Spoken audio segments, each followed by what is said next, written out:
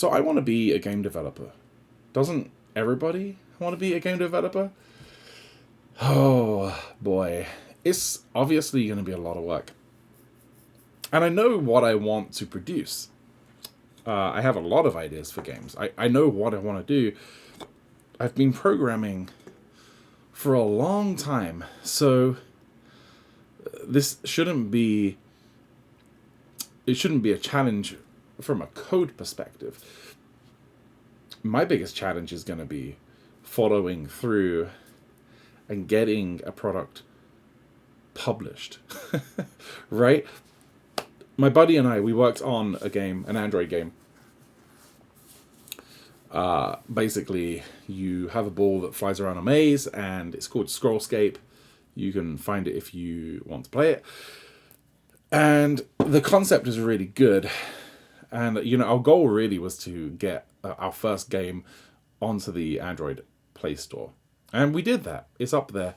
Not many people are playing it, unfortunately. And I know that there are problems with it. Like the controls, the way that the kind of the gamepad, the thumbstick works. It basically, you can move it if you push too far, which was a deliberate design choice. And I don't think it confuses people. Mobile games have this big challenge with the user interface, right? So we really need to update that, but we haven't. Anyway, going off on a tangent right here, let's go back to what I was talking about. I want to be a game developer. And my last video was a devlog for a game that I'm working on that initially I had called Multiplayer Madness. I've got a lot of good ideas for this game, but I need to work out a way to really build... The phone just keeps pausing. To really build some momentum, to really get the ball rolling, right?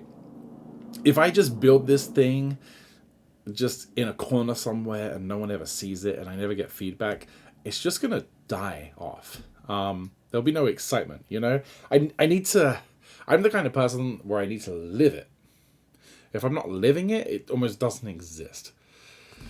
I don't know how else to really explain that. And so I've been thinking about it. So I'm gonna obviously continue these devlogs for Multiplayer Madness, or I think I'm gonna call it Arcade Madness, but we'll see.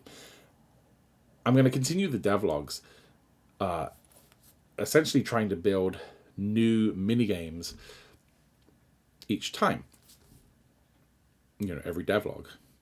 And I guess some of that will be perfecting minigames or improving them.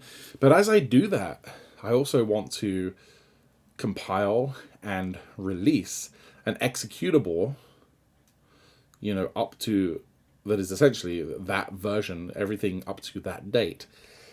And I've been thinking about how to do this, because I think putting an executable out there of the game while it's in development would be really interesting, because when someone sees the game on YouTube and they realize that they can actually download it and play it with their friends and they can try it out, it's going to create this environment where people can give you very instantaneous feedback. And because it's mini games, I just feel like it's set up really well to do that. Like if I was building a big game, for example, a big game like Monkey Island, right? Where it's an adventure game and there's a long story, it's hard to release pieces of that, because it just, it's the whole story has to connect up. But for something that's individual mini games, like think Mario Party style mini games, where you can play a mini game and a different mini game and you can give very specific feedback for those mini games, I feel like releasing an executable every video should work very well. The cool thing is that also gives it the potential to spread around the internet, and people can try this game out. My thought is that I would release the executable, but also put in there a date in which the executable will no longer run, and it will tell you to go to my YouTube channel or to go buy the game or whatever. Now, it wouldn't be that sophisticated. If you're smart, you could just, turn the clock back and play the game. But it would be enough that it would get people involved in doing it, right? Yeah, I don't know. I really like this idea. I think it's a good idea. I'm probably going to start doing it. I need to build some of the very basic minigames first. They don't have to be perfect. It's frustrating because I already did it, but I lost everything in that hard drive crash, and it really sucked. I wish I had recorded everything I was doing then. It's certainly like nothing that can't be rebuilt. There was nothing that complicated, but it's kind of a bummer. But yeah, that's what I'm gonna do. So, stay tuned for the next devlog. I have other channels, other than this one. I have another channel called Dadbod Forever, which I'm not really entirely sure what that channel is going to be for, but the videos are much more edited on there. And I also have Solar Steve, which is kind of like a renewable energy type channel. Oh my god, that thing just keeps buzzing. Anyway, both of those have to have edited videos, and I really want this channel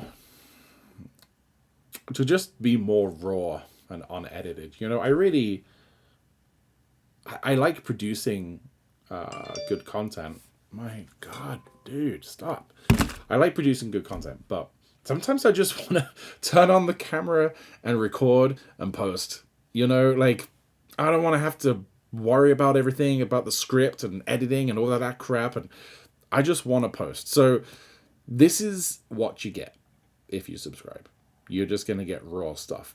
This is not going to be a super edited channel, except maybe for the devlogs. I'll probably put in a little more effort there into splicing those together, because they do end up kind of long, and it's nice to just bring them down a little bit. Anyway, yeah, that's all I got. I want to be a game developer, and I'm going to try to foster an environment that really encourages me to push through developing the game and actually publishing it. Yeah, good stuff. All right, guys, thanks for listening, and I'll see you in the next one. Goodbye.